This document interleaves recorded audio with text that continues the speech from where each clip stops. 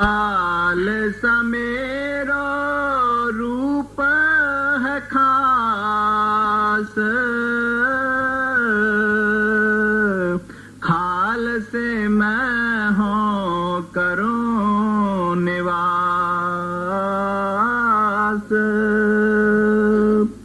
खाल समेरो मुख है अंगा,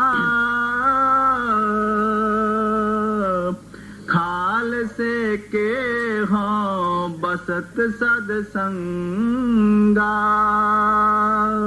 फरमाते हैं प्यारी साध संग जी, प्यारे खालसा जी, वो खालसे की की महिमा है जेड़ा कहंदे ने वो खालसा है जिसने अंदर जोत प्रकट कर ली है, जेड़ा अंदर चढ़ गया है, जेड़ा मौत तो ऊपर चला गया है। कहंदे ने खालसा मेरा मुख है अंगा। मुख अंग केड़े हुंदे ने जी? साडे शरीर दे दो मुख अंग ने। वो केड़े? एक दिल और एक दिमाग। जे दिल फेल हो जावे तो ये मौत दे घाट उतारिया को मौत हो जाती है। दिमाग फेल हो जावे तो फिर इसनू ज्ञानी होवे, पंडित होवे और साइंटिस्ट होवे, ये कितना पढ़िया लिखिया होवे, ये कितना लीडर होवे, इसनू चुक के मेंटल हॉस्पिटल दे विच बंद कर दिता जाता है। और जदों ब्रेन फेल हो जाता है और इसनू ये भी सुध नहीं रहिंदी कि मैं नंगा हाँ, नगन हाँ, जाके मेरे कपड़े हन। इसनू ये भी सुध नहीं रहिंदी कि जड़ा खाना है ये खाना है कि गंदा है। इसनू ये भी सुध नहीं रहिंदी मैं नहाना है, मैं पवित्र हाँ कि अपवित्र हाँ। कहते ने दो अंग ने जेड़े इंसान दे, अगर इन्हां चो एक फेल हो जाए, दिमाग फेल हो जाए, ये खत्म, ये कौडी कम नहीं है इसदी, इनू पता नहीं लगता। दिल फेल हो जाए मौत का शिकार बन जाता है। महाराज जी कहते ने जेड़ा मेरा खालसा है मेरा मुख अंग बन चुका है। खालसा मेरा मुख है अंगा। खालसा मेरा जेड़ा मुखी अंग हो चुका है। ये खालसे का जेड़ा दिल है ये मेरा दिल है। ये जेड़ा खालसे का दिमाग है मेरा दिमाग है। खालसे हों बसत, हम बसत, खालसे हों बसत सद संगा। कहते ने जेड़ा वो खालसा है उसनू पूछ के देखो फिर जाके, तो फिर ओदे कोलों कदे मैं जुदा नहीं होया हाँ। ओदे मैं हमेशा ही संग रहिंदा हाँ। वो मेरे संग रहिंदा है, मैं ओदे संग रहिंदा हाँ। ते ओनू जाके पिछो वो खालसा अगले जंगल विच भी गया है तद भी वो मेरे नाल, मैं ओदे नाल हाँ। घर विच सौंदा है तद भी मैं ओदे नाल हाँ। हिस्ट्रियां ताजियां ये कर दित्तियां हन। तो फिर जदों महाराज 10वें पातशाह दे कोल बड़ी ऐसी मिसाल रोज पढ़ते हाँ, धर्म स्थानां दे उत्ते मिसालां दित्तियां जांदियां हन इस गल दियां। तो जेड़े सिखां ने, जेड़े प्यारियां ने, खालसे ने कमाई की है, उन्होंने ये पूरा कंप्लीट तौर पे हिस्ट्री नू कंप्लीट कर देता है। तो फिर देख लो महाराज जी जदों चमकौर दी गढ़ी तो वो फिर मन तो नहीं डरदे। जदों मालवे दे विच डल्ले दे कोल गए, क्योंकि डल्ला जड़ा बड़ा एक कौम दा बड़ा तकड़ा बरियाड़ सी, हजूर महाराज जी उधर जाते ओदे कोल गए। डल्ले ने बड़ी सेवा की। तो डल्ला एक दिन महाराज जी नूं कहण लगा, सच्चे पातशाह तुसी बड़ी गलती की। महाराज जी कहंदे की? तुसी मैनू याद नहीं कीता। चमकौर दी जंग जेड़ी सी उत्थे तुसी मैनू याद करदे। मेरे बड़े बड़े नौजवान ने मालवे दे, अते तुहानू इन्नी तकलीफ नहीं सी उठाउणी पैणी, तुसी मैनू याद करदे, मैं सारी फौज भेज दिंदा। महाराज जी कहंदे नहीं नहीं डल्लिया, संत सतगुरु जड़े हुंदे ने अकाल पुरख दे हुक्म दे विच रहिंदे हन। ओदा पाणा जड़ा है वो पाणे दे विच रहिंदे हन। ओ संत सतगुरु हार और जित दा जड़ा है, हार दी जड़ी है ओदी तोहीनता नहीं मनदे, अते फिर जड़ी है जित दी खुशी नहीं मनदे। इस करके वो मालिक दा हुक्म लैके आउंदे ने, हुक्म दे नाल चलदे हन। महाराज जी कहंदे डल्ला कहंदे नहीं नहीं महाराज जी तुसीं इदां गलती की। महाराज जी चुप कर। ਦੂਏ ਦਿਨ ਇੱਕ ਸਿੱਖ ਤੋੜੇ ਨਾਲ ਬੰਦੂਕ ਲੈ ਕੇ ਆ, ਮਹਾਰਾਜੇ ਪੇਸ਼ ਕੀਤੀ। ਉਦੋਂ ਜਦ ਬੰਦੂਕ ਚੱਲਦੀ ਸੀ ਉਹਦੇ ਪੱਥਰ ਦੇ ਨਾਲ ਉਹ ਅੱਗ ਪਿਆ ਕਰਦੀ ਸੀ, ਉਹ ਮਸ਼ਹੂਰ ਬੰਦੂਕ ਸੀ। ਹਜ਼ੂਰ ਦੇ ਪੇਸ਼ ਕੀਤੀ, ਮਹਾਰਾਜ ਨੇ ਉਸਨੂੰ ਦੇਖਿਆ, ਦੇਖ ਕੇ ਕਹਿਣ ਲੱਗਾ, ਹਜ਼ੂਰ ਕਹਿਣ ਲੱਗੇ ਇਹਨੂੰ ਟੈਸਟ ਕਰੀਏ। ਡੱਲਾ ਬੈਠਾ ਸੀ, ਡੱਲੇ ਨੂੰ ਮਹਾਰਾਜ ਜੀ ਕਹਿਣ ਲੱਗੇ ਜਾ ਡੱਲਿਆ 2 ਜਵਾਨ ਲਿਆ, 2 ਫੌਜੀ ਲਿਆ, ਆਪਣੇ ਬੰਦੂਕ ਟੈਸਟ ਕਰ ਲਈ। ਡੱਲਾ ਕਹਿੰਦਾ ਅੱਛਾ ਹਜ਼ੂਰ। ਡੱਲੇ ਨੇ ਸੁਨੇਹਾ ਭੇਜਿਆ ਆਪਣੇ ਜਵਾਨਾਂ ਨੂੰ ਵੀ ਮਹਾਰਾਜ ਜੀ ਨੂੰ 2 ਜਵਾਨ ਚਾਹੀਦੇ ਨੇ, ਇੱਕ ਰਾਈਫਲ ਜਿਹੜੀ ਹੈ ਟੈਸਟ ਕਰਨੀ। ਕੋਈ ਨਾ ਆਇਆ। ਕਹਿੰਦੇ ਅਜੀਬ ਗੱਲ ਹੈ ਵੀ ਇਹ ਸਾਨੂੰ ਇੱਕ ਰਾਈਫਲ ਟੈਸਟ ਕਰਨ ਵਾਸਤੇ ਗੋਲੀ ਮਾਰਨੀ ਹੈ, ਇਹ ਤਾਂ ਗੱਲ ਚੰਗੀ ਨਹੀਂ। ਕੋਈ ਨਾ ਆਇਆ। ਫਿਰ ਸੁਨੇਹਾ ਭੇਜਿਆ ਵੀ ਮਹਾਰਾਜ ਜੀ ਨੂੰ 2 ਜਵਾਨ ਚਾਹੀਦੇ ਨੇ, ਛੇਤੀ ਆਓ। ਕੋਈ ਨਾ ਆਇਆ। ਫਿਰ ਤੀਸਰੀ ਦਫਾ ਡੱਲਾ ਆਪ ਗਿਆ ਤਾਂ ਕਹਿਣ ਲੱਗਾ ਵੀ ਤੁਹਾਨੂੰ 2 ਸੁਨੇਹੇ ਭੇਜੇ ਨੇ ਜਵਾਨੋ, ਆਓ, ਤੁਹਾਨੂੰ ਮੈਂ ਪਾਲਿਆ ਹੈ, ਤੁਹਾਨੂੰ ਤੁਹਾਡੀ ਮੈਂ ਤਨਖਾਹ ਦਿੰਦਾ ਹਾਂ, ਤੁਸੀਂ ਮੇਰੇ ਫੌਜੀ ਹੋ, ਤੇ ਆਓ 2 ਜਵਾਨ ਚਾਹੀਦੇ ਨੇ ਮਹਾਰਾਜ ਜੀ ਨੂੰ, ਬੰਦੂਕ ਟੈਸਟ ਕਰਨੀ ਹੈ। ਕਹਿੰਦੇ ਮਹਾਰਾਜ, ਉਹ ਕਹਿੰਦੇ ਨੇ ਬਾਦਸ਼ਾਹ ਭਈ ਜੇ ਸਾਨੂੰ ਕਿਤੇ ਲੜਾਈ ਚ ਲਾਉਣਾ ਤਾਂ ਉੱਥੇ ਤੇ ਤੇਰੇ ਲਈ ਮਰ ਜਾਵਾਂਗੇ। ਇਹ ਕੀ ਮਖੌਲ ਆ ਵੀ 2 ਜਵਾਨ ਤੁਸੀਂ ਇੱਕ ਬੰਦੂਕ ਟੈਸਟ ਕਰਨ ਲਈ ਮੌਤ ਦੇ ਘਾਟ ਉਤਾਰ ਦਿਓ, ਅਸੀਂ ਨਹੀਂ ਜਾ। ਜਦੋਂ ਜਵਾਬ ਦੇ ਦਿੱਤਾ ਤੇ ਡੱਲਾ ਨਿੰਮੂ ਝੋਣਾ ਜਿਹਾ ਹੋ ਕੇ ਆ ਕੇ ਕਹਿਣ ਲੱਗਾ ਸੱਚੇ ਪਾਤਸ਼ਾਹ ਉਹਨਾਂ ਚ ਕੋਈ ਨਹੀਂ ਆਉਂਦਾ। ਮਹਾਰਾਜ ਕਹਿੰਦੇ ਡੱਲਿਆ ਤਾਂ ਫਿਰ ਤੂੰ ਤਾਂ ਕਹਿੰਦਾ ਸੀ ਵੀ ਮੈਨੂੰ ਯਾਦ ਕਰਦੇ, ਤਾਂ ਫਿਰ ਤੂੰ ਕੋਈ ਵੀ ਨਹੀਂ ਆਇਆ ਤਾਂ ਚੰਗਾ। ਮਹਾਰਾਜ ਕਹਿੰਦੇ ਤੂੰ ਆ ਪੇ ਅੱਗੇ, ਤੇਰੇ ਤੇ ਟੈਸਟ ਕਰ ਲੈਨੇ। ਹੱਥ ਜੋੜ ਕੇ ਖੜਾ ਹੋ ਗਿਆ, ਸੱਚੇ ਪਾਤਸ਼ਾਹ ਮੇਰੇ ਬੱਚੇ ਛੋਟੇ ਨਿਆਣੇ ਨੇ ਹੱਲੇ, ਮੈਨੂੰ ਮਾਫ ਕਰ ਦੇ, ਮੈਨੂੰ ਨਾ। ਤੇ ਮਹਾਰਾਜ ਕਹਿੰਦੇ ਫਿਰ ਤੇਰੀ ਤਾਂ ਕੌਮ ਵਿੱਚੋਂ ਇੱਕ ਵੀ ਨਹੀਂ ਨਿਕਲਿਆ। ਹਜ਼ੂਰ ਕਹਿਣ ਲੱਗੇ ਜਾ ਉੱਥੇ ਮੇਰਾ ਘੋੜਾ ਹੈ, 2 ਸੇਵਾਦਾਰ ਨੇ ਸੇਵਾ ਕਰਦੇ ਨੇ, ਉਹ ਉੱਥੇ ਜਾ ਕੇ ਉਹਨਾਂ ਨੂੰ ਕਹਿ ਦੇ ਮਹਾਰਾਜ ਨੇ ਬੰਦੂਕ ਟੈਸਟ ਕਰਨੀ ਹੈ। ਤਾਂ ਉੱਥੇ ਨੂੰ ਜਾ ਕੇ ਸੁਨੇਹਾ ਭੇਜਿਆ, ਹਜ਼ੂਰ ਮਹਾਰਾਜ ਜੀ ਨੇ ਸੱਚੇ ਪਾਤਸ਼ਾਹ ਨੇ ਇੱਕ ਬੰਦੂਕ ਟੈਸਟ ਕਰਨੀ ਹੈ, ਆਓ ਮਹਾਰਾਜ ਜੀ ਨੂੰ ਨਿਸ਼ਾਨਾ ਕਰਨਾ ਹੈ ਤੁਹਾਡਾ। ਉਹ ਇੱਕ ਤਾਂ ਪੱਗ ਬੰਨ ਰਿਹਾ ਸੀ, ਦੂਸਰਾ ਕੇਸ ਸਾਫ਼ ਕਰ ਰਿਹਾ ਸੀ। ਇਹ ਮੈਸੇਜ ਸੁਣਦੇ ਹੀ ਦੋਨੋਂ ਭੱਜੇ ਆਉਂਦੇ ਨੇ। ਕੇਸ ਖੁੱਲੇ ਨੇ, ਕੇਸ ਬੰਨੇ ਤੱਕ ਨਹੀਂ ਹਨ, ਉਹਦੇ ਕੇਸ ਲਟਕਦੇ ਆਉਂਦੇ ਨੇ। ਉਹ ਦੂਸਰੇ ਦੀ ਪੱਗ ਲਟਕਦੀ ਆਉਂਦੀ ਹੈ। ਤਾਂ ਫਿਰ ਆ ਕੇ ਮਹਾਰਾਜ ਜੀ ਦੇ ਅੱਗੇ ਖੜੇ ਹੋ ਗਏ, ਸੱਚੇ ਪਾਤਸ਼ਾਹ ਮੇਰੇ ਪਹਿਲਾਂ ਮਾਰੋ, ਮੇਰਾ ਪਹਿਲਾਂ ਨਿਸ਼ਾਨਾ ਕਰੋ। ਜਿਹੜਾ ਪੱਗ ਵਾਲਾ ਸੀ, ਜਿਹਦੀ ਪੱਗ ਲਟਕਦੀ ਆਉਂਦੀ ਸੀ, ਉਹਨੂੰ ਦੂਸਰੇ ਇੱਕ ਨੂੰ ਧੱਕਾ ਮਾਰ ਕੇ ਪਿੱਛੇ ਕਰਕੇ ਆਪ ਛਾਤੀ ਤਾਣ ਕੇ ਖੜਾ ਹੋ ਗਿਆ। ਕਹਿੰਦਾ ਸੱਚੇ ਪਾਤਸ਼ਾਹ ਪਹਿਲਾਂ ਮੇਰੇ ਮਾਰੋ। ਇਸਨੇ ਤਾਂ ਚਮਕੌਰ ਦੇ ਵਿੱਚ ਬਹੁਤ ਕੰਮ ਕੀਤਾ ਹੈ, ਇਹ ਪਹਿਲਾਂ ਮੇਰੀ ਬਾਰੀ ਹੈ ਹੁਣ। ਦੂਸਰਾ ਕਹਿਣ ਲੱਗਾ ਮਹਾਰਾਜ ਜੀ ਇਹਦੇ ਬਗੈਰ ਘੋੜਾ, ਜਿਹੜਾ ਘੋੜੇ ਨਹੀਂ ਰਹਿ ਸਕਣੇ, ਸੇਵਾ ਨਹੀਂ ਹੋ ਸਕਦੀ ਹੈ, ਬਹੁਤ ਇਹਨੂੰ ਜਾਚ ਹੈ ਸੇਵਾ ਕਰਨ ਦੀ, ਇਸ ਕਰਕੇ ਮੈਨੂੰ ਪਹਿਲਾਂ ਛੂਟ ਕਰੋ। ਤੇ ਦੋਨੋਂ ਆਪਸ ਵਿੱਚ ਇਸ ਤਰ੍ਹਾਂ ਕੁੜਦੇ ਨੇ। ਤਾਂ ਉਹ ਦੂਸਰੇ ਨੂੰ ਪਿੱਛੇ ਕਰਦਾ ਹੈ, ਉਹ ਦੂਸਰੇ ਨੂੰ ਪਿੱਛੇ ਕਰਦਾ ਹੈ। ਮਹਾਰਾਜ ਜੀ ਕਹਿੰਦੇ ਠਹਿਰ ਜਾਓ, ਕੱਲੇ ਕੱਲੇ ਹੋ ਕੇ ਆਓ, ਮੈਂ ਪਹਿਲਾਂ ਇੱਕ ਨੂੰ ਸ਼ੂਟ ਕਰਾਂਗਾ, ਫਿਰ ਮੈਂ ਦੂਸਰੇ ਨੂੰ ਸ਼ੂਟ ਕਰਾਂਗਾ। ਤਾਂ ਫਿਰ ਪਹਿਲਾਂ ਇੱਕ ਖੜਾ ਹੋ ਗਿਆ, ਮਹਾਰਾਜ ਜੀ ਕਹਿਣ ਲੱਗੇ ਤੂੰ ਖੜਾ ਹੋ ਗਈ, ਦੂਸਰੇ ਨੂੰ ਪਿੱਛੇ ਹਟਾਤਾ, ਕਹਿਣ ਲੱਗੇ ਤੂੰ ਖੜਾ ਹੋ, ਉਹਨੂੰ ਖੜਾ ਕੀਤਾ। ਜਦੋਂ ਮਹਾਰਾਜ ਜੀ ਸ੍ਰਿਸ਼ਟ ਬੱਧੀ, ਉਹ ਜਿਹੜਾ ਮੋਹਰੇ ਖੜਾ ਸੀ ਛਾਤੀ ਤਾਣ ਕੇ, ਉਹਨੂੰ ਧੱਕਾ ਮਾਰ ਕੇ ਦੂਸਰਾ ਜਿਹੜਾ ਹੈ ਮੋਹਰੇ ਖੜਾ ਹੋ ਗਿਆ। ਹਜ਼ੂਰ ਮਹਾਰਾਜ ਜੀ ਨੇ ਗੋਲੀ ਉੱਪਰ ਦੀ ਨਿਗਾਹ ਦਿੱਤੀ। ਉਹ ਤਾਂ ਡੱਲੇ ਦਾ ਇਮਤਿਹਾਨ ਸੀ। ਤਾਂ ਫਿਰ ਮਹਾਰਾਜ ਜੀ ਕਹਿਣ ਲੱਗੇ ਡੱਲਿਆ ਇਹ ਸਿੱਖੀ ਹੈ, ਇਹਨੂੰ ਸਿੱਖੀ ਕਹਿੰਦੇ ਨੇ। ਹਰ ਇੱਕ ਕੋਈ ਕਹਿੰਦਾ ਹੈ ਮੈਂ ਸਤਿਗੁਰੂ ਦੇ ਹੁੰਦੇ ਹੋਇਆ ਮੈਂ ਆਪਣੀ ਜਾਨ ਦੇ ਦਿਆਂ, ਇਹ ਸਿੱਖੀ ਹੈ। ਤਾਂ ਫਿਰ ਇਹਨੂੰ ਕਹਿੰਦੇ ਨੇ ਸਿੱਖੀ। ਕਿਹਨੂੰ? ਉਹ ਕਿਹੜੇ ਸਿੱਖ ਹਨ ਜਿਨ੍ਹਾਂ ਦੇ ਵਿੱਚ ਉਹ ਸਤਿਗੁਰੂ ਅਕਾਲ ਪੁਰਖ ਵਾਹਿਗੁਰੂ ਜਿਹੜਾ ਪ੍ਰਗਟ ਹੋ ਗਿਆ ਹੈ। ਜਦੋਂ ਮੌਤ ਦੀ ਬਾਉਂਡਰੀ ਟੱਪ ਜਾਂਦੇ ਹਾਂ, ਫਿਰ ਮੌਤ ਦਾ ਕੌਣ ਫਿਕਰ ਕਰਦਾ ਹੈ, ਕੌਣ ਪਰਵਾਹ ਕਰਦਾ ਹੈ? ਮਹਾਰਾਜ ਜੀ ਕਹਿੰਦੇ ਨੇ ਉਹ ਖਾਲਸਾ ਜਿਹੜਾ ਹੈ, ਅੱਜ ਮੈਂ ਉਹਦਾ ਰੂਪ ਹੋ ਗਿਆ ਹਾਂ, ਉਹ ਮੇਰਾ ਰੂਪ ਹੋ ਗਿਆ ਹੈ। ਆਹ ਜਿਹੜੇ ਉਹਦੇ 2 ਅੰਗ ਹਨ, ਉਹ ਮੈਂ ਉਹਦਾ ਦਿਮਾਗ ਹਾਂ, ਉਹ ਮੇਰਾ ਦਿਮਾਗ ਹੈ। ਮੈਂ ਉਹਦਾ ਦਿਲ ਹੋ ਗਿਆ ਹੈ, ਉਹ ਮੇਰਾ ਦਿਲ ਦੇ ਵਿੱਚ ਆ ਕੇ ਸਮਾ ਗਿਆ ਹੈ। ਅਸੀਂ ਇੱਕ ਦੂਸਰੇ ਦੋਨੋਂ ਜਿਹੜੇ ਮਾਲਕ ਦਾ ਅਸੀਂ ਇੱਕੋ ਰੂਪ ਹੋ ਗਏ। ਸੁਣੋ ਅੱਗੇ ਕੀ ਕਹਿੰਦੇ ਨੇ। ਖਾਲਸਾ ਮੇਰੋ ਮੁਖ ਹੈ ਅੰਗਾ,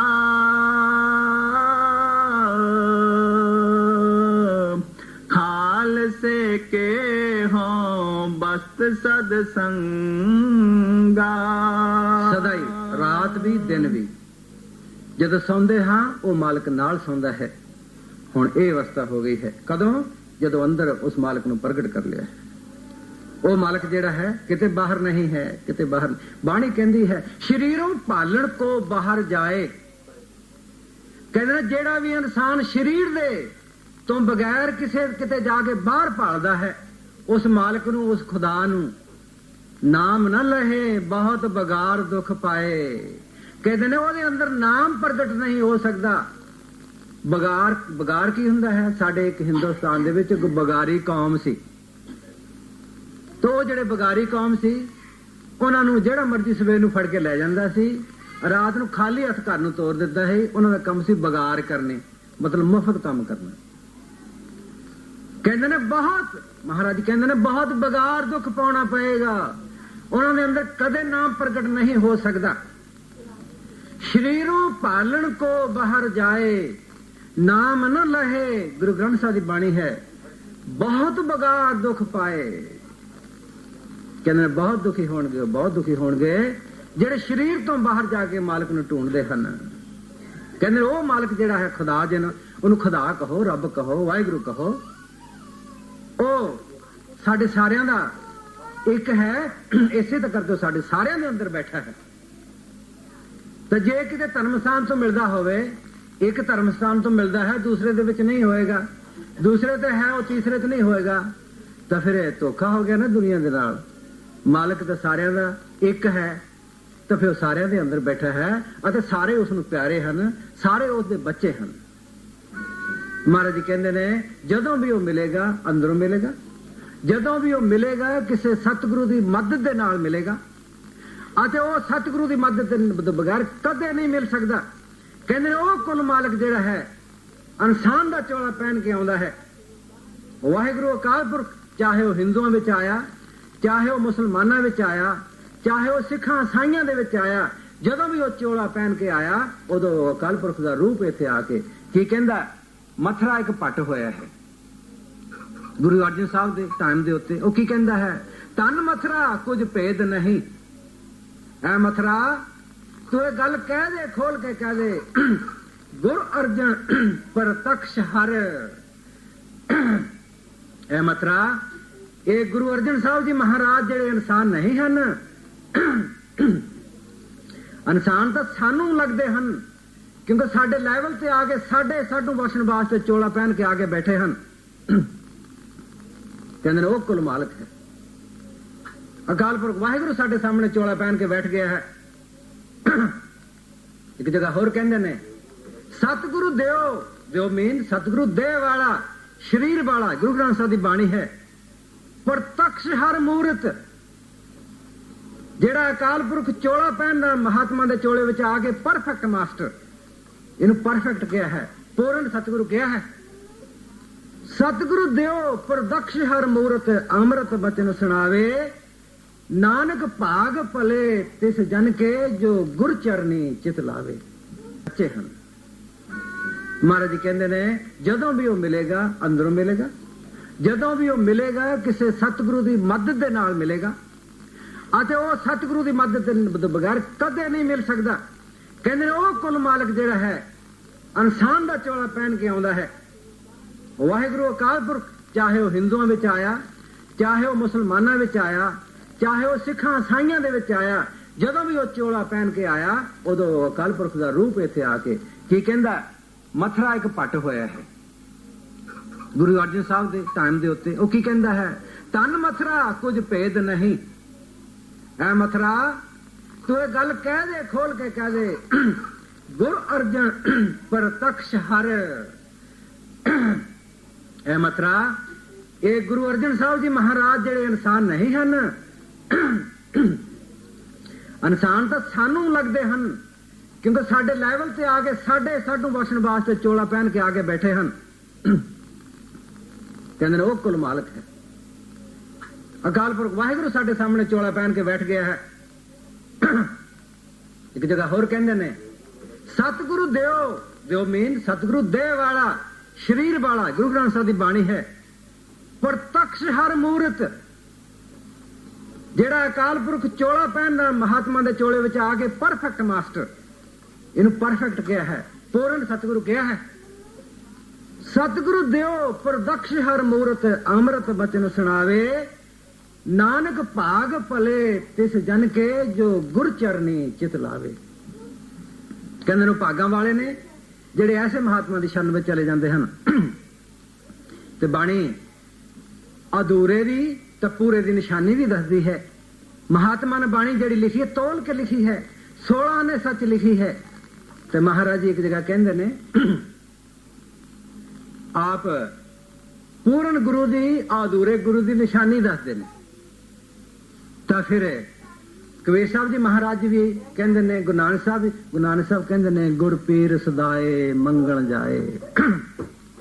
ਕਹਿੰਦੇ ਜਿਹੜਾ ਗੁਰੂ ਹੈ ਉਹ ਪੀਰ ਸਦਾਉਂਦਾ ਹੈ, ਦਿਨ ਨੂੰ ਤਾਂ ਪ੍ਰਚਾਰ ਕਰਦਾ ਹੈ, ਰਾਤ ਨੂੰ ਸਿੱਖਾਂ ਸੇਵਕਾਂ ਤੋਂ ਜਾ ਕੇ ਰੋਟੀ ਖਾਂਦਾ ਹੈ, ਮੰਗਦਾ, ਪੈਸੇ ਮੰਗਦਾ ਹੈ ਤਾਂ ਕਿ ਮੋਲ ਨਾ ਲਾਗੋਂ ਪਾਏ। ਕਹਿੰਦੇ ਐਸੇ ਗੁਰੂ ਦੇ ਮੱਥਾ ਨਾ ਚਰਨਾਂ ਤੇ ਟੇਕੋ। ਗੁਰੂ ਨਹੀਂ, ਉਹ ਕੰਗਾਲ ਹੈ, ਕੰਗਲਾ ਹੈ। ਕਾਲ ਖਾਏ ਕੁਛ ਹੱਥੋਂ ਦੇ, ਖੇਤੀ ਕਰੇ। ਗੁਰੂ ਨਾਨਕ ਸਾਹਿਬ ਨੇ ਖੇਤੀ ਕੀਤੀ, ਕਬੀਰ ਸਾਹਿਬ ਜੀ ਮਹਾਰਾਜ ਨੇ, ਗੁਰੂ ਨਾਨਕ ਸਾਹਿਬ ਨੇ ਖੇਤੀ ਕਰਕੇ ਆਪਣੇ ਬਾਲ ਬੱਚੇ ਨੂੰ ਪਾਲਿਆ, ਮੁਫਤ ਸਾਧ ਸੰਗਤ ਦੀ ਸੇਵਾ ਕੀਤੀ। ਕਬੀਰ ਸਾਹਿਬ ਜੀ ਮਹਾਰਾਜ ਨੇ ਉਹ ਤਾਣਾ ਬੁਣ ਕੇ ਗੁਜ਼ਾਰਾ ਕੀਤਾ, ਜਿਹਦੇ ਕਿ ਰਾਜਾ ਵੀਰ ਸਿੰਘ ਵਗੇਲ ਸਿੰਘ ਹਿੰਦੁਸਤਾਨ ਦੇ ਬਾਦਸ਼ਾਹ ਸ਼ਰਧਾਲੂ ਸਨ। ਸੁਲਤਾਨ ਲੋਧੀ ਜਿਹੜਾ ਹੈ ਮੁਸਲਮਾਨ ਸੀ, ਬਾਦਸ਼ਾਹ ਇਲਾਕੇ ਦਾ, ਉਹ ਵੀ ਉਹਨਾਂ ਦਾ ਸ਼ਰਧਾਲੂ ਸੀ। ਅਤੇ ਫਿਰ ਬਲਖ ਬਕਾਰੇ ਦਾ ਬਾਦਸ਼ਾਹ ਇਮਰਾਹੀਨ ਅਦਬ ਜਿਹੜਾ ਹੈ ਉਹ ਵੀ ਉਹਨਾਂ ਦਾ ਸ਼ਰਧਾਲੂ ਸੀ, ਜਿਸ ਨੇ 12 ਸਾਲ ਕਬੀਰ ਸਾਹਿਬ ਜੀ ਮਹਾਰਾਜ ਦੀ ਸੇਵਾ ਕੀਤੀ। ਫਿਰ ਜਾ ਕੇ ਨਾਮ ਦੀ ਦਾਤ ਬਖਸ਼ੀ, ਜਾ ਕੇ ਸਤਿਗੁਰੂ ਬਣਾ ਕੇ ਬਗਦਾਦ ਦੇ ਵਿੱਚ ਭੇਜ ਦਿੱਤਾ ਹੈ। ਤੇ ਆਪ ਨੂੰ ਸੋਨੇ ਦੇ ਮਹਿਲਾਂ ਵਿੱਚ ਰੱਖ ਸਕਦੇ ਸੀ, ਲੇਕਿਨ ਤਾਣਾ ਬੁਣ ਕੇ ਗੁਜ਼ਾਰਾ ਕੀਤਾ, ਕਿਸੇ ਦੀ ਕੌਡੀ ਨਹੀਂ ਲਈ। ਇਸੇ ਤਰ੍ਹਾਂ ਦੇਖ ਲਓ ਰਵਿਦਾਸ ਜੀ ਮਹਾਰਾਜ ਆ ਧਰਮੀਆਂ ਵਿੱਚ ਹੋਏ ਨੇ। ਤਾਂ ਫਿਰ ਪੀਪਾ ਬਾਦਸ਼ਾਹ ਹਿੰਦੁਸਤਾਨ ਦਾ ਪੀਪਾ ਰਾਜਾ, ਜਿਹਦੀ ਬਾਣੀ ਗੁਰੂ ਗ੍ਰੰਥ ਸਾਹਿਬ ਵਿੱਚ ਆਉਂਦੀ ਹੈ, ਮੀਰਾ ਬਾਈ ਮੇੜਤਾ ਦੀ ਮਹਵਾੜ ਦੀ ਰਾਣੀ ਆਪ ਦੀ ਸੇਵਕ ਸੀ, ਕੌਡੀ ਨਹੀਂ ਲਈ। ਆਪ ਨੇ ਜੁੱਤੀਆਂ ਗੰਢ ਕੇ ਗੁਜ਼ਾਰਾ ਕੀਤਾ ਹੈ। ਮਹਾਤਮਾ ਮਿਸਾਲ ਦੇ ਕੇ ਸਮਝਾਉਂਦੇ ਹਨ, ਮਿਸਾਲ ਬਣ ਕੇ ਦੁਨੀਆ ਦੇ ਸਾਹਮਣੇ ਆਉਂਦੇ ਹਨ, ਆ ਫਿਰ ਇਹ ਕੌਡੀ ਨਹੀਂ ਕਿਸੇ ਕੋਲ। ਤਾਂ ਫਿਰ ਕੀ ਕਹਿੰਦੇ ਨੇ ਆਪਣੀ ਬਾਣੀ ਦੇ ਵਿੱਚ, ਦੇਖ ਲਓ ਅਸੀਂ ਰੋਜ਼ ਪੜ੍ਹਦੇ ਹਾਂ, ਇਤਨਾ ਵਕਤ ਵੀ ਨਹੀਂ ਹੈ, तो फिर टाइम भी हो चुका है मेरा ख्याल है। खालसा मेरो मुख है अंगा, खालसे के हो बस्त सद संगा, खालसा मेरो इष्ट सोहरद, खालसा मेरो कहियत बिरद। महाराज जी कहते ने मेरा इष्ट की है, मेरा की इष्ट है साध संग जी इत्थे आउण दा, कहते ने खालसा। ये खालसा मेरा इष्ट है, ये खालसा ही मेरा धर्म है, ये खालसा ही मेरा बेटा है, ये खालसा ही मेरा पुत्र है। खालसा मेरा इष्ट, सुहृद, सुहृद में बात भाव होंदा है सहेला, मित्र, प्यारा, दोस्त। कहते ने यही मेरा खालसा जिहड़ा मेरा दोस्त है, मेरा मित्र है, मेरा सुहेला है। अगर खालसा नहीं है, ये मेरा खालसा इत्थे नहीं तो मेरा इत्थे कोई काम नहीं है। अगर ये है तो मैं इत्थे हाँ, मैं इत्थे हाँ तो ये है, ते दोनों जड़े ने इस तरह रल के असीं इत्थे बैठे हाँ, नहीं तो मैं इत्थे की करना है।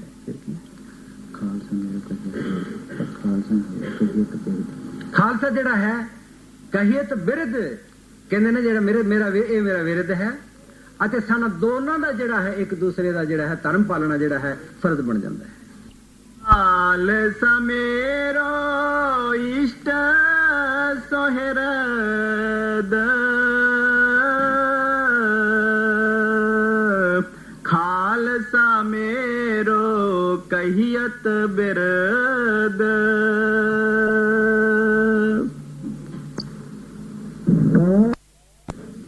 ਤੇ ਇਸ ਕਰਕੇ ਫਿਰ ਕਿਤੇ ਮੌਕਾ ਮਿਲੇ ਤਾਂ ਫਿਰ ਦਰਸ਼ਨ ਕਰਾਂਗੇ।